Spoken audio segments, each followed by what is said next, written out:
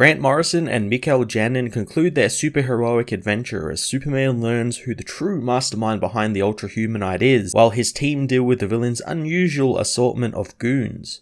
Grant Morrison wonderfully ties up their rather fun, trippy Superman story in a satisfying way, and a way that perfectly ties back into what Philip Kennedy Johnson has been building up in Action Comics, with his upcoming Warworld saga. This was definitely the issue where it all sort of clicked together, and you can come to the realization that this whole battle and mission that Superman has been in to stop the Ultra Humanite was all part of Superman's plans, and it all went exactly to plan. Morrison actually gave Superman some Batman prep time, which is something you seldom see, and when it happens, it's always a lot of fun. The whole premise is set up like a chess game between two grandmasters, and Morrison remembering and using the fact that Superman is incredibly intelligent and is capable of outsmarting even Brainiac was quite fantastic. This is also a must-read for people wanting to pick up the Warworld saga, thanks to the pretty big ending tease that Lightray has something really important to do on Warworld, something that's also maybe tied to Darkseid, who we know is back in a big way thanks to the Infinite Frontier. If this is indeed Grant Morrison's last work at DC for a little bit, it's definitely some of his strongest stuff. It was hopeful, it was fun, it was action-packed, and it wasn't afraid to get a little vicious in parts thanks to the characters involved, so it was a bit of something for everyone to enjoy. Mikael Janin returns one final time for artwork and doesn't disappoint. He was so creative with his panel layouts, and he depicted action this issue in a really fun way, such as Natasha smashing in Iron Cross's head in a really great splash page with them in the middle and a big sort of word bubble depicting the sound the hammer hitting his head makes. Of course, I'd be remiss if I didn't mention the character designs again, specifically his Tom Strong-esque Superman, which is a costume I really want to see return somewhere down the line, because it's really a damn good costume. Superman and the Authority issue 4 was a fantastic conclusion to the setup of the Warworld saga, as well as maybe Grant Morrison's time at DC, revealing what this has all been about while also giving us some great looking action and more classic Superman moments as we enter an exciting new chapter in the Man of Steel's life. I'm going to give this issue a 10 out of 10. Superman and the Authority issue 4 heads to Kandor, where the Ultra Humanite knows before Lex Luthor or the Parasite there was him, and he and Superman fought well before all of that, with his purple plague or invisible car and multiple bodies, and with Superman's magnificent strength and humanistic creed. Humanite knows that that's all gone now, and he has the hero in his power one last time. He tells Superman he's going to cut the top of his head off and replace his brain with his own, and they'll remake the future together. Superman awakens, grabbing the villain's buzzsaw as he tells him that despite the villain knowing he should be powerless in Kandor, he never once noticed that the Kryptonian environment was offline. He smashes the villain away, knowing that he has all the strength to handle the villain. Humanite refuses to surrender as Clark tells his wife to set the K-rifle to setting 5. Lois Lane reveals herself, blasting the villain with white kryptonite, which disrupts his powers. Superman knows the Ultra Humanite walked right into their trap, and all it took was a few carefully placed prompts. Superman grabs the villain, apologizing as he rips the villain's head off, destroying the Solomon Grundy body he was using. He thanks his wife for the save, telling her that Solomon Grundy will regrow, free from the Humanite's control, but for now they need to scan the head in the microscanner. Superman tells Lois that the Ultra Humanite was one of the first of his superhuman foes, but it's an upgraded version since the cloning and transplant tech the being is using is now centuries beyond his capabilities. Clark finds a product code of sorts inside the being, getting his teleband to link himself to the Kryptonian AI network, and in an instant he finds out that Brainiac was the one who requisitioned the villain. Brainiac at that moment begins talking with Superman, hoping that he understands since the ecosystem of Earth is being attacked by an omni-predator, the Homo sapien, and he wishes to wipe them out as per his directives, but Superman keeps stopping him and his elimination remains the inevitable endgame. Superman wants to know what he promised Ultra Humanite since he failed yet again, but Brainiac says that he supplied the Humanite with the tech and they supplied the motive and the muscle. Another Humanite clone tells Brainiac to tell Superman that they are Legion, and however many bodies it takes, he will win. In Dubai, Midnighter and Natasha battle a living fog as well as a group of robots who demand that the G7 summit there stop pretending to care and either kill the world or hand it over to them since they'll make things better.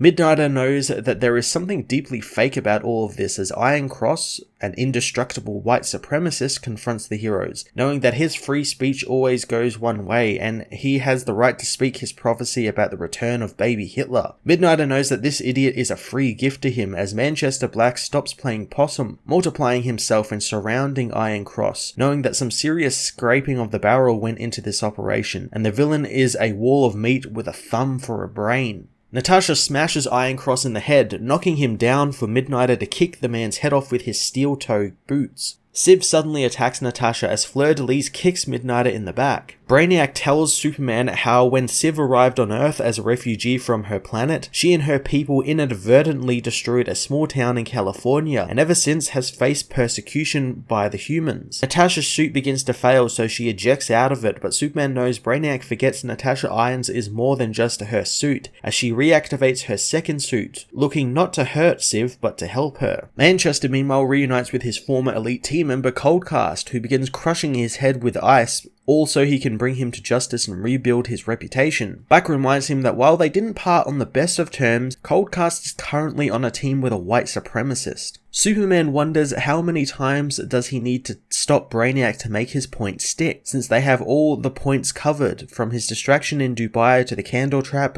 to what's happening in West Hollywood, where OMAC beats down Apollo, wanting to know where Lightray is. Apollo wishes to explain, telling the being that he's on a mission for Superman and he's stronger than him, so he needs to get over it and help him find Lightray. OMAC wants to see if he's stronger, powering up his fist with all his power, but Apollo stops him, saying that he is on their side and Lightray has been taken and she's in danger. Lightray meanwhile heads into the city with Eclipso, who tells the young woman all about himself and his other identity in that of academic Bruce Gordon, but also knows he hates the light, and when he sees the light, he wants to paint it black, which is why he's there to help Leah, giving her a gun to use to kill herself with. Eclipso knows that she deserves to die as OMAC arrives, but she pulls the trigger on the gun. The gun doesn't kill her, however, thanks to Enchantress using her powers to turn the gun and the bullets to flowers. June knows all about the light and the dark, having been there herself as Apollo unleashes his sunlight on Eclipso, blinding and injuring the villain, as Superman knows Apollo's sunlight will negate Eclipso's darkness.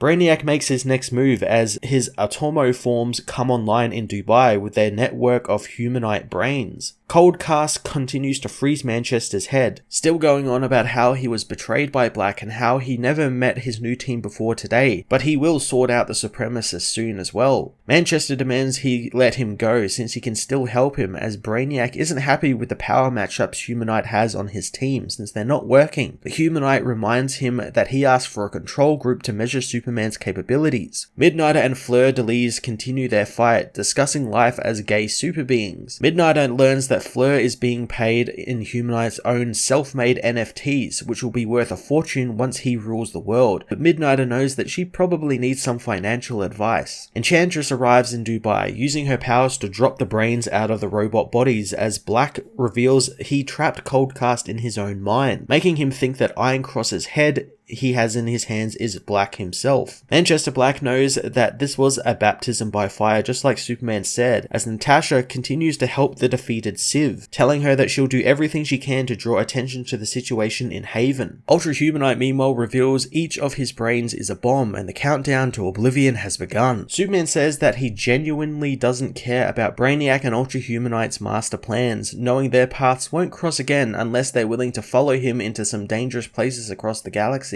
Superman and Lois leave Kandor as Clark knows that someone else will thwart their eternal schemes, and who knows, maybe Brainiac will find a way to work with this new generation, but their games are over. Humanite's head explodes in Kandor as Brainiac is surprised that Superman actually quit the board. Humanite knows that he has them all outclassed and out-evolved, and now he's running scared from a world that rejected him, and he leaves Callow's successors to do what he never could. Brainiac for once doesn't understand, so Humanite knows that Superman has given him the future, asking Brainiac which of his bodies he should use to kill Jonathan Kent with. At Fort Superman, Lois knows that Clark's plan felt like convincing a chess grandmaster you've been playing backgammon the whole time. Clark knows that their son has his work cut out for him and she needs to stay by his side, since if what Supergirl and he found out about kryptonite is true, he has no choice but to leave Earth. But first he has to deal with his business with Lightray. Lois trusts her husband to put everything else before himself, telling him to go since they will keep the fort and the home fires burning. Superman meets with his team, telling them what just happened was a crude attempt to test their strength, but he didn't assemble the group to deal with petty metahuman squabbles. Clark leads the team into his sanctum, telling them that they are all going to disappear for a while and Lightray is central to all of this and she is safer away from Earth. Lightray is more than happy, but OMAC knows that wherever she goes, he will be going as well. Superman didn't expect this but is more than happy for the help. Manchester tries to pick a fight with OMAC as Superman warns him that Black likes to keep everyone on their toes. Midnighter knows that Superman mentioned going far from Earth, so Clark tells him that while the planet Earth has many problems that they will fix soon enough, there are problems on other worlds they can make a difference at now. He shows the team their rocket, knowing that they are heading to what could be the most dangerous world in the galaxy, a world where slaves are brutalized under the rule of a tyrant class. He reveals that they are going to Warworld and they will be freeing the slaves, wanting the team to bring the thunder. Later on, Superman changes back into his usual costume as Manchester knows that Superman is missing a lot when he looks at only the good in people. Clark knows he works with what he's got, hence why he chose to trust Manchester Black and work with him, and their primary mission is to protect Laya Nelson. He tells Black to activate his earplugs since he's opening the Tesseract to show him something. Superman opens the portal with a whistle, stating that after the Death Metal Wars he came into possession of a fragment of the Source Wall, an artifact of the New Gods, explaining how at times of cosmic upheaval, the being known as the Uni-Friend, a hand on fire, will appear and spell out communications from the source of creation, and for the last 11 days it's been saying the same thing over and over. He shows Manchester Black what it's been saying, revealing the being is now repeating the phrase Lightray is.